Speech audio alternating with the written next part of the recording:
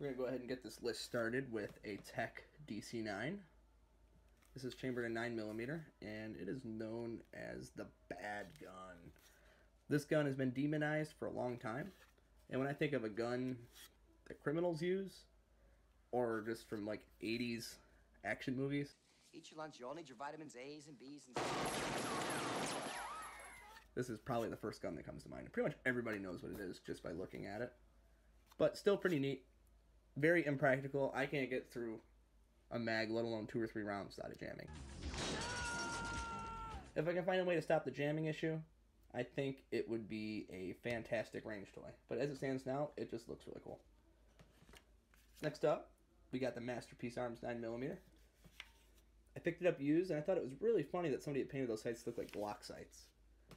But, I mean, it is what it is. It's basically just a little Mac.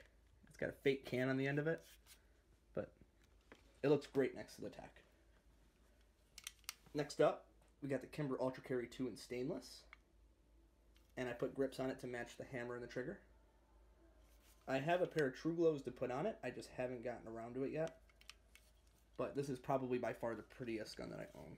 That, and it's a Pocket 1911. I mean, what's not to like about that?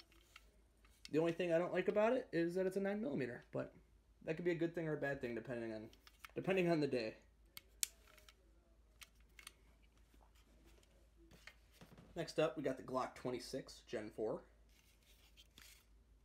Now, the reason I went with the 26 over the 19 or the 17 is because of the capabilities with the magazines. So, for example, the 19 is a bit larger, say about yay longer. You can actually put grip extensions on the 26, and this basically becomes a 19. But let's say you want it for even deeper concealment, you can always take the grip extension off and put the little magazines back in it, and it's got the same size as the 26. Now, the versatility of that, I just thought was too dang cool to pass on. That, and I'm looking into getting a Kel-Tec Sub 2000, and I could put those big old 30-round mags in it. These things are so cool. We got the Beretta 92S Italian Surplus. I threw the pearl grips on it. It's got the heel mag release, about the only difference on it. And it's just one of those really cool pieces of history. And it's the only full-size handgun that I own. Alright, that's enough of 9mm. This is the only 45 that I own as of now. When I get a full-size 1911, that'll probably be the only 2 45s that I own, unless I pick up like a Tommy or something in the future. But as handguns go, yeah, this is the only 45 I have as of right now. This is the Smith & Wesson Shield 45. And it is pretty concealable. I mean, that thing is pretty skinny. So this fits inside the waistband pretty nice. And you would think that shooting a 45 is a little bit more violent than this, but in this small of a frame, but it's actually really not that bad. Completely controllable and completely concealable. I actually enjoy shooting it, and I enjoy carrying it. So, it's a good option. Next up, we have the first handgun I ever bought. This is a Beretta Model 950, and it's basically just a little Jetfire. It's got the flip-up barrel. It's chambered in 25 ACP. It has the mag release here instead of here, and it does not have a safety, but it's still a pretty cool mouse gun. I mean, mouse guns are pretty impractical, but I just appreciate how cool they are. Next up, we have the gun that gets the most use out of pretty much all of them. I carry this one probably the most out of all of them. I got a pair of TFX Pros on it. This is a Glock 42 chambered in 380 ACP. And yeah, I think it is probably the easiest to shoot, and it fits my hand the best out of pretty much all of them. And I can't really go wrong with it. And it just completely fits in my pocket and disappears, and I completely forget I'm carrying it. So, it's got to be doing something right. That, and it's got the Glock reliability, so it is what it is. Lastly, we have the best concealed carry on the entire list, the best home defense, the best cosplay as Jack Sparrow gun, and the best gun to plunder the high seas.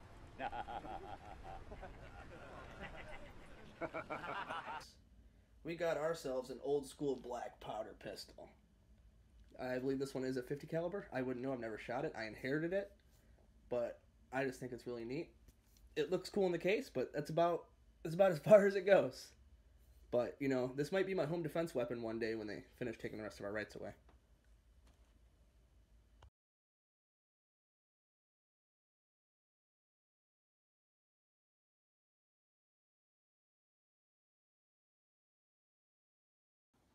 We have a Romanian SAR-1. It's an AKM pattern rifle. It's got a UTG Pro and a Sightmark optic on it. It is chambered in 7.62 by 39. We have an STG 44 made by GSG. It's chambered in 22. Above that, we have a Springfield M1 Garand 30-06. I believe that one is dated to 1943. We have a GSG MP40 pistol, chambered at 9mm. That is a great SBR candidate for the future. We have a GSG 522, basically just an MP5 clone, chambered in 22. Below that, we have the High Point Model 995, 9mm carbine. Got some red ball magazines. And then over here we have some inherited guns. We have two single-shot shotguns. The one all the way on the left, I believe, is a Hibbard. We have a Savage 22 in the middle. I believe the model on that is 87A. We have a double-barrel Coach gun. I believe that one is made by Stoger. And then on the end, that must be the H&R. And I believe those are all 12 gauge, if I'm not mistaken. All right. With ammo cans, we got a 30-06 can, tons of M1 Grand stuff in there. Got tons of clips and tons of loose ammo, as well as cleaning swatches. We got some 30 caliber carbine stuff here. I did have an M1 carbine once upon a time, but kind of got rid of it. But I'll have to pick up another one, as I got mags and ammo in there for it. We got some 7.62 by 54R. I picked up on a good deal at a show. And I got some M1 bandoliers right there. Next to that, we have 7.62 by 39. There's 4 40-round mags, 1 10-round mag, and a couple 100 rounds of steel-cased ammo. Next to that, we have the 45 can, completely full.